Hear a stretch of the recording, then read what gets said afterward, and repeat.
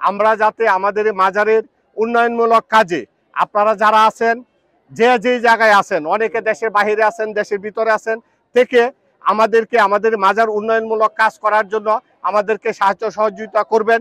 এটা আমরা সরকারি অনুদানের মাধ্যমে রাস্তা করেছি। আমাদের যতটুক মাজার মসজিদে টাকা আছে, টাকা দিয়ে আমরা যতটুকু পারছি আমরা অনেক উন্নয়নমূলক কাজ করছি।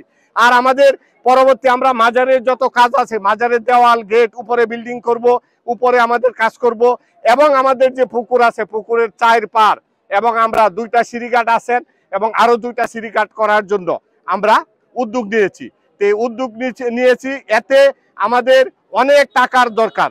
তো এই টাকার জন্য আমরা একক আসলে মাজারে যে অনুদান আছে, মাজারে ভক্তবৃন্দরা যে টাকা পয়সা দেয়, আসলে আমাদের এত যথেষ্ট নয়।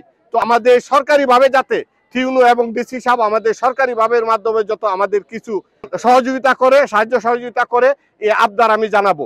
আর আমি আপনারা যারা আছেন সবার কাছে বলবো, আপনারা যে যেভাবে পারেন 10 টাকা দেন, 5 টাকা দেন, 100 টাকা দেন, 100 ইট দেন, 200 ইট দেন, সবাই দিতে পারেন, রড দিতে পারেন, যে কোনো জিনিস উন্নয়নমূলক কাজের জন্য আপনাদের কাছে আমি দেশবাসীর কাছে, আমাদের এই ভক্তবৃন্দর কাছে আমি আবদার করবো, আপনারা সবাই আমাদেরকে সাহায্য সহযোগিতা করবেন। আপনাদের কাছে আমার একটাই কথা, যে আপনারা সকলেই এই হযরত মিয়াজান শাহ মাজারে আসেন, এসে আপনারা সকলেই এই গেটের মাধ্যমে এবং এই আজকে উন্নয়নমূলক কাজে আপনারা সকলেই সহযোগিতা করবেন।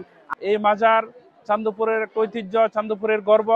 এই মাজারের নামে চান্দপুর ইউনিয়নের নামকরণ হয়েছে হযরত মিয়াচাঁদ শাহ থেকে চান্দপুর ইউনিয়ন, এবং এই মাজারের নামে চান্দপুর ইউনিয়ন মিয়াচাঁদ শাহর নামে একটা হাই স্কুলও হয়েছে এবং মসজিদ।